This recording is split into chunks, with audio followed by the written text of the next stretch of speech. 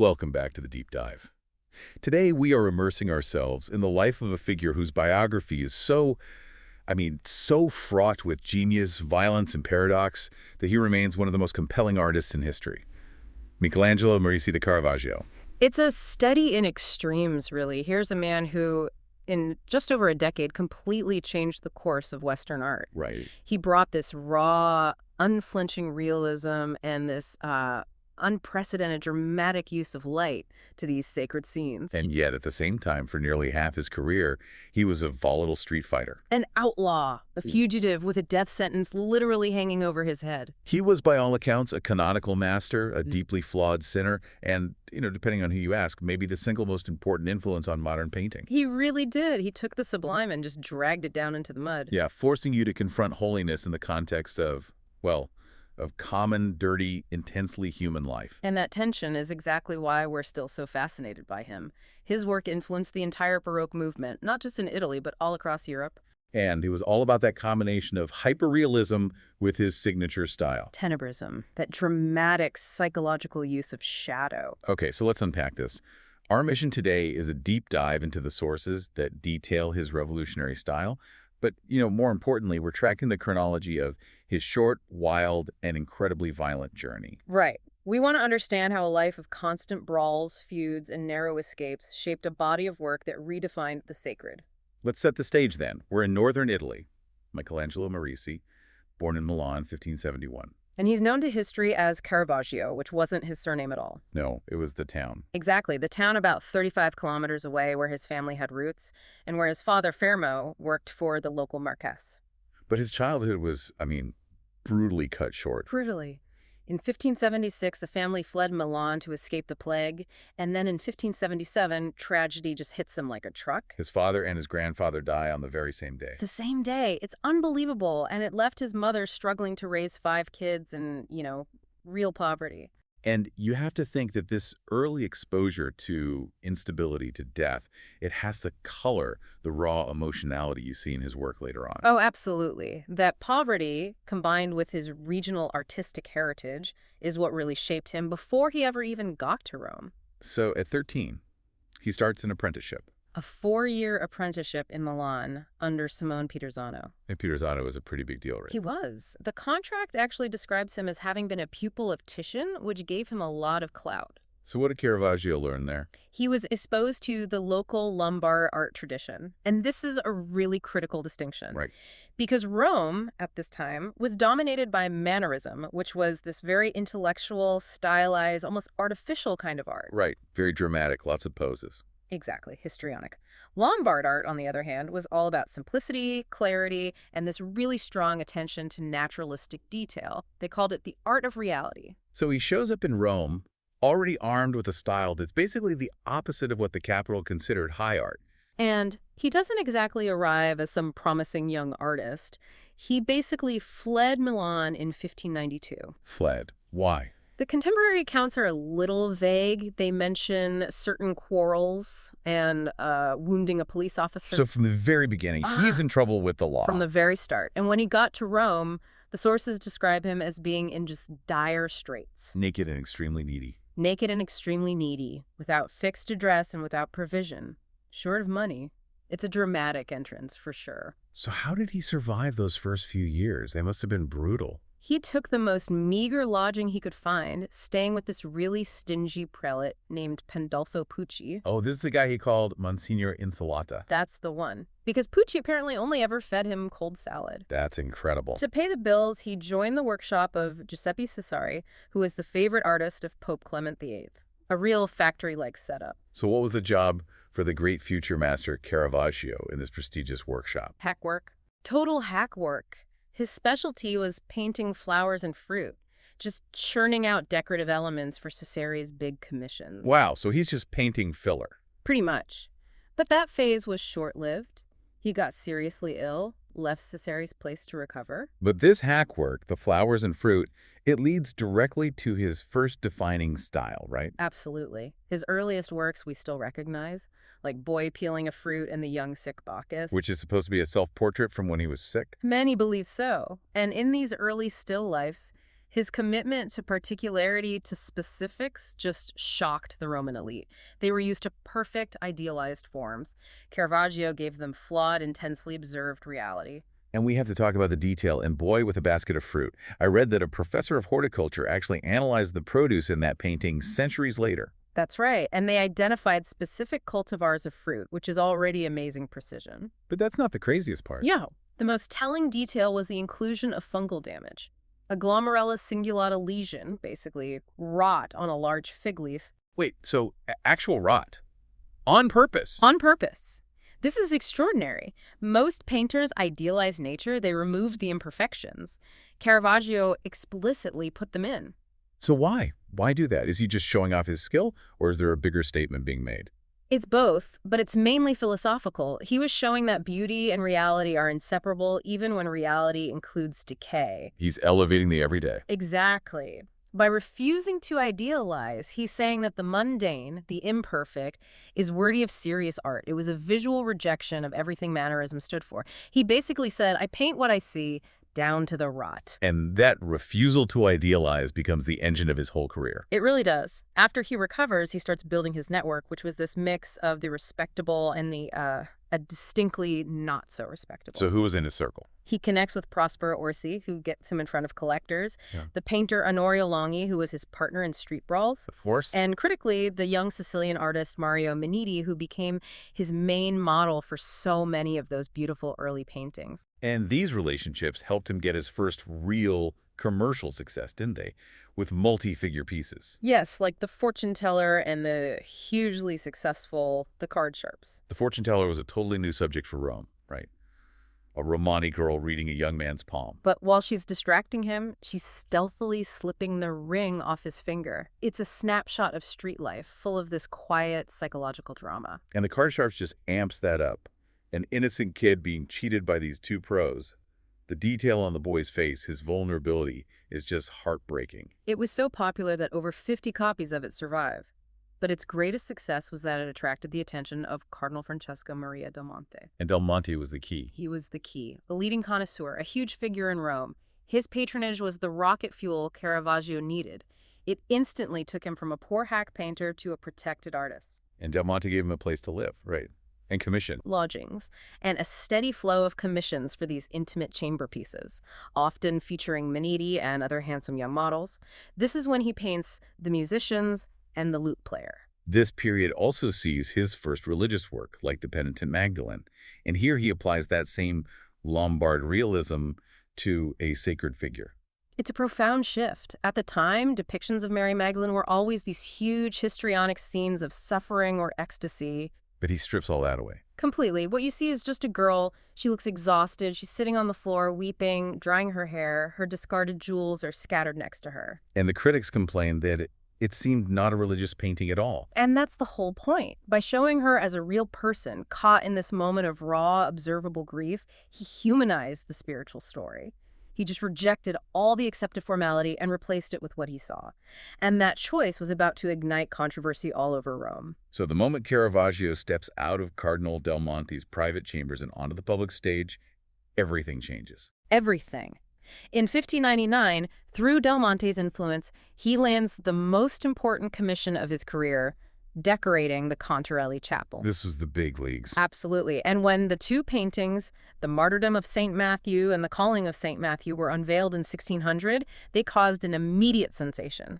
Caravaggio became a superstar overnight. And what's so fascinating is how he made them. He worked incredibly fast, skipping the preparatory drawings, the cartoons that were standard practice. He just worked directly from live models, scoring guides right onto the canvas with the handle of his brush. And that was controversial. Hugely. It was seen as almost vulgar by traditionalists. They thought the artist should idealize the human form in their mind first. The art world was completely polarized. So the younger painters loved him? They gathered around him, calling his work miracles. But the establishment, they denounced him for his refusal to draw, for just painting life, flaws and all. Which brings us to the visual heart of his revolution. Tenebrism. Now we know chiaroscuro is light and dark, but tenebrism is what? Chiaroscuro on steroids. That's a good way to put it. It's heightened chiaroscuro.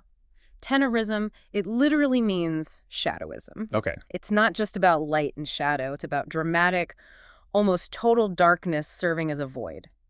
Caravaggio plunged his backgrounds into overwhelming shadow and then used these brilliant, focused shafts of light to just transfix his subjects. It makes the light itself feel supernatural. Precisely. Historically, that kind of dramatic shadow was for night scenes.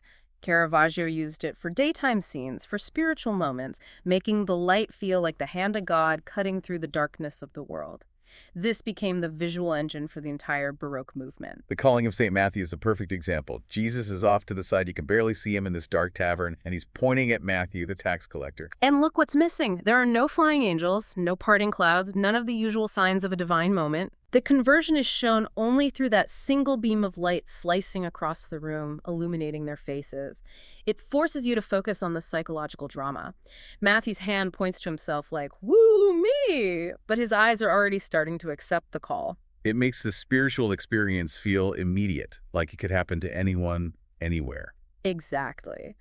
But this radical choice, this refusal to idealize, it quickly became a huge problem for his religious commissioners. The rejections start piling up. Oh, constantly. His first version of St. Matthew and the angel for that same chapel was taken down almost immediately. Why? Because he painted the saint as a bald peasant with dirty legs, being sort of clumsily guided by an angel. He just looked too common, too earthy. They wanted someone more dignified. And then there's the famous story about the conversion on the way to Damascus. A classic. The painting is dominated by the horse's backside. I mean, it fills a huge part of the canvas, while St. Paul is on the ground, visually secondary. And some official gets angry about it. An exasperated church official asked him, "Why have you put a horse in the middle and St. Paul on the ground?"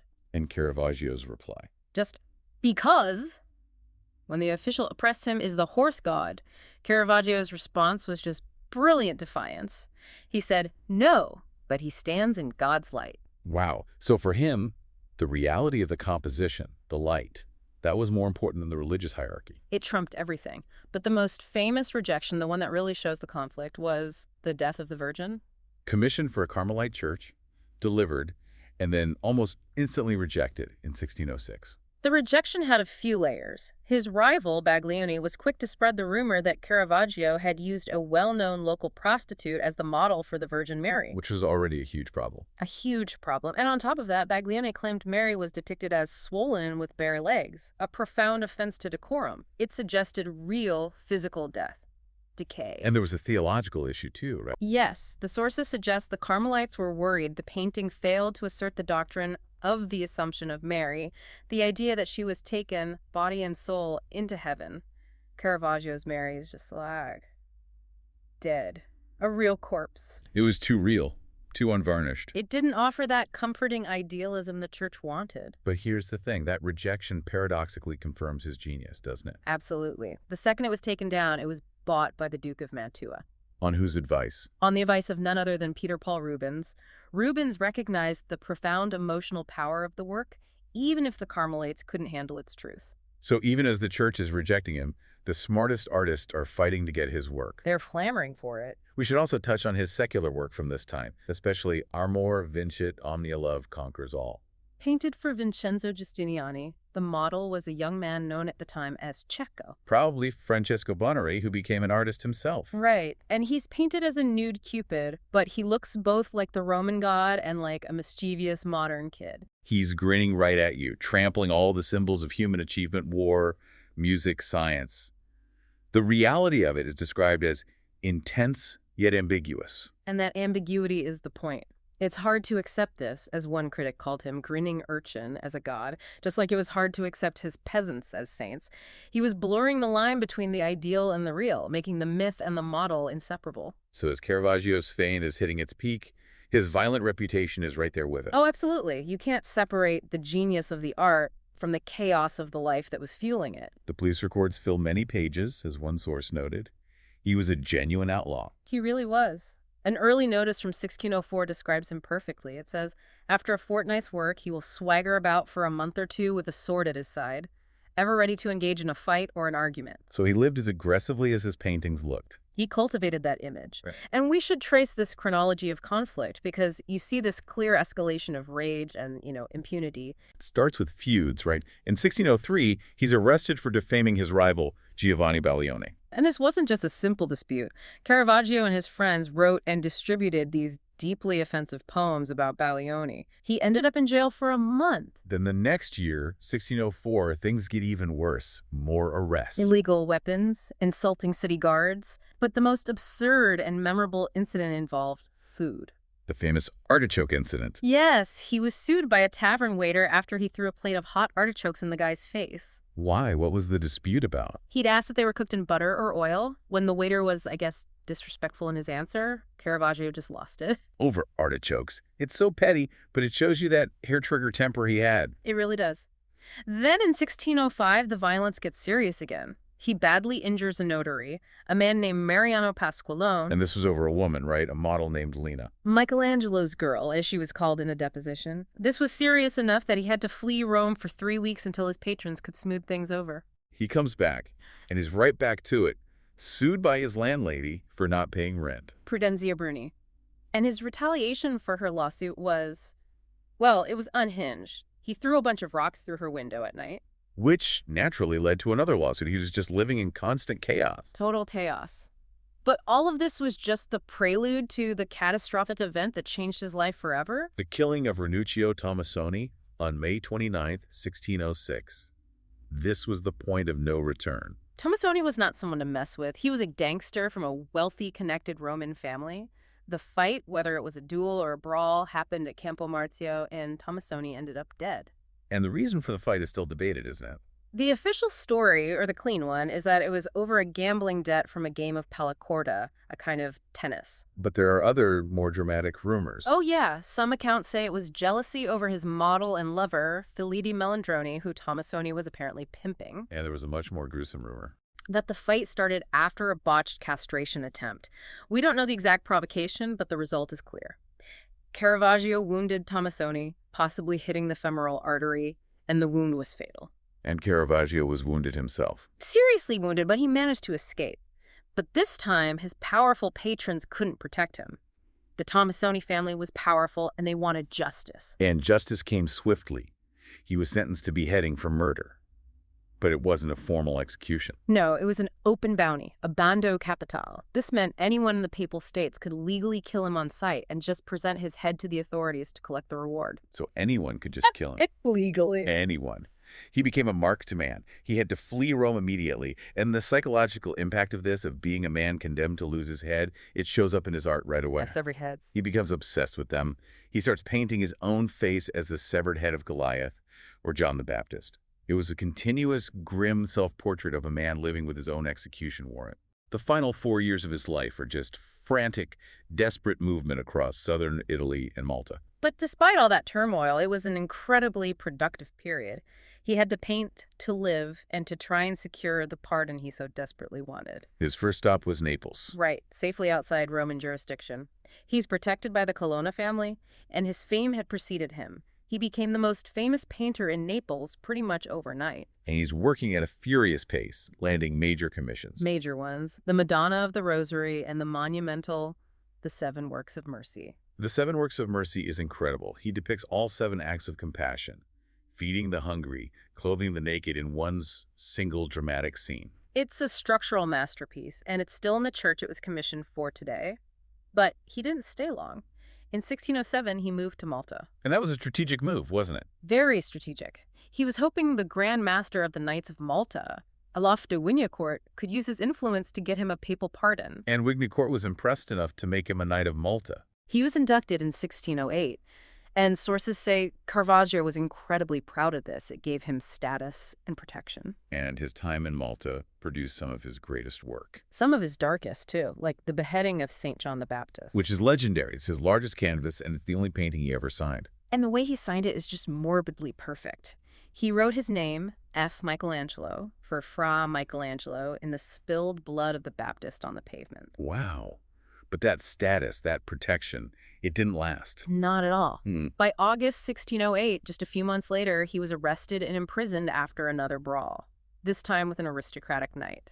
The irony is just astounding. Isn't it? He sought refuge with the knights and immediately violated their code. He escaped from prison, we don't know how, and was formally expelled from the order. And the official statement called him A foul and rotten member. So from Malta, He flees to Sicily. where he's reunited with his old friend, Mario Minetti, the boy model from his early days, and Minetti helps him get new commissions. And this is where we see his late style really emerge. Definitely. Works like The Raising of Lazarus feature these isolated figures set against vast, empty backgrounds. It's an unnerving style. The figures seem almost overwhelmed by the space around them. It suggests this deep sense of desolation and paranoia. And his personal behavior reflected that. Reports from Sicily describe him as increasingly erratic, sleeping fully armed and clothed, reacting violently to even minor criticism. He was clearly under immense psychological stress. He returns to Naples in late 1609, still hoping for that pardon. But his enemies were closing in. Shortly after he got back, he was ambushed, likely by men seeking revenge, either for the Knight in Malta or hired by the Tomassoni family. He was severely injured, his face disfigured. And this is when rumors started circulating in Rome that he was dead. Right, and during this final desperate period while he was healing, he used his art as a direct political appeal. He literally painted his pleas for forgiveness. These are the self-portraits as severed heads. The two most powerful examples. He painted Salome with the head of John the Baptist, with his own sorrowful face on the platter, and sent it to Witney Court in Malta, begging for the knight's forgiveness. And the other one, David with the head of Goliath. Goliath's head is another chilling self-portrait. He sent that one to Cardinal Scipione Borghese, the Pope's powerful nephew. The sword David holds is inscribed, HS, Humility Conquers Pride. So he's literally painting his own head on a platter, presenting himself as the vanquished monster, just begging for mercy. Exactly, and it seemed to be working. News arrived that the pardon was imminent, so in the summer of 1610, Caravaggio gets on a boat to travel north towards Rome to receive it. But he never made it. He never made it. The story of his death in Porto Ercole is still steeped in mystery. We know he died there of a fever on July 18th. But for centuries, the cause was debated. Malaria, syphilis, even lead poisoning from his paints. Modern forensics have narrowed it down quite a bit. Research from 2018 concluded he most likely died from sepsis caused by Staphylococcus aureus, probably from the wounds he got in that Naples brawl. But what about the rumors of assassination? Did the Tomassoni family finally get their revenge? Well, Vatican documents released in 2002 strongly support that theory. They suggest the Tomassoni family did, in fact, hunt him down and have him killed, just days before his official pardon was likely to be sealed. Before we wrap up his legacy, we have to touch on the debate around his personal life, specifically his sexuality. It's a major part of the scholarship. He never married, had no known children, and scholars point to his early private works for Cardinal Del Monte. Right. Art historian Howard Hibbard noted he never painted a single female nude in his entire career. But those early chamber pieces are full of these full-lipped, languorous boys, models like Minetti and Cecco, who often look very sensual, very solicitous. It suggests a clear erotic interest in the male form. And this wasn't just an academic discussion after his death. This was a dangerous topic in his own time. It was life-threatening. During that 1603 libel trial, it was alleged that the offensive pamphlets against Baglione were distributed by a bardassa, a term for a boy prostitute, who was supposedly shared by Caravaggio and his friend. And in Rome at that time, sodomy was a capital crime. Punishable by burning. It wasn't just gossip. It was a weapon his rivals like Baglione used against him. But the sources also confirm he did have relationships with women, right? Prostitutes who modeled for him. Like Lena and Filippo Melandroni. The art historian Andy Graham Dixon probably summarizes it best. He suggests Caravaggio was unsettled in his relationships, that he likely slept with men, but certainly had female lovers. Unconventional for sure, and that only added to the controversy around him. Regardless of his private life, his artistic impact was seismic. He created an entirely new school of art, Caravaggism. The St. Matthew paintings caused a sensation that just ripped through Europe. Young painters flocked to his style. They recognized that this dramatic use of light and dark was the cutting edge. So who are the key figures who first adopted this style? In Italy, you have Orazio Gentileschi, but then guys like Bartolomeo Manfredi took his style of low-life scenes and built an entire career on it. And the influence spread internationally very quickly. Very quickly. In Spain, Giuseppe Ribera adopted that gritty realism, the dirty feet, the unwashed hands. In France, Georges de Latour captured that mysterious single-source lighting. And in the Netherlands. The Utrecht Caravaggisti brought this style north, and their work eventually influenced masters like Vermeer and Rembrandt, who used light to define emotion in a way that would have been unthinkable before Caravaggio. So his influence was foundational, but paradoxically, His actual reputation in Rome faded almost immediately after he died. It did. His style was superseded by the more classical idealism of his rival, Annibale Carracci. Why did it fade so fast when the influence was so widespread? The main reason is that Caravaggio never had a proper workshop. He didn't have devoted pupils to carry on his techniques. Without a school, his legacy was vulnerable to his critics, like Bellori and Baglioni, who worked hard to diminish him. He was overlooked for centuries. The huge modern reappraisal really only began in the 20th century. Thanks largely to the art critic Roberto Longhi in the 1920s. Longhi famously said that Ribera, Vermeer, Latour, and Rembrandt could never have existed without him. That really cemented his status as a pillar of the entire Western tradition. And today, he's the ultimate anti-hero superstar. He's in movies, TV shows like Ripley. His work is irresistible on the art market. And the authentication debates are just wild. That Judith beheading Holofernes found in a French attic, sold privately after the Louvre turned it down, art historians are still fighting over whether it's real. And the Madrid Ecce Homo, which might be a lost original worth hundreds of millions. And of course, the infamous theft of his nativity in 1969 by the Sicilian mafia. It's valued at $20 million and is still missing. It just cements this bizarre connection he has to the criminal underworld, even centuries after his death. The controversy, from the life to the art to the theft, it just proves that Caravaggio isn't just an artist. He's a cultural phenomenon. We began with the apprentice fleeing Milan, and we end with the fugitive dying in Porto Ercole, possibly assassinated, just days before he was going to be pardoned. The central tension of his life is just inescapable. I mean, he painted the most profound religious convulsions and the most tender deaths, all while living in this cycle of relentless violence and flight. He changed the course of Western painting in just 18 years of work. He ushered in the Baroque era by prioritizing raw reality, all through the dramatic instrument of light. And he died trying to get that pardon, sending those self-portraits of his own severed head to the patrons who held the keys to his freedom. His friend, the poet Marcio Melesi, wrote his epitaph, which claims he was, in painting, not equal to a painter, but to nature itself. And that phrase just captures everything. He refused to idealize. He showed us saints with dirty feet and a Virgin Mary who was recognizably human, flawed, and dead. His work was both deeply profound and, to his contemporaries, borderline sacrilegious. So as you reflect on the ultimate price of genius and the paradox of his life, we'll leave you to ponder this. Was Caravaggio's refusal to idealize his sacred subjects, showing them as common, earthy, and flawed, a revolutionary form of artistic honesty that honored the humanity of Christ's followers? Or was it, as his critics argued, an act of profound spiritual defiance against the decorum of the Church?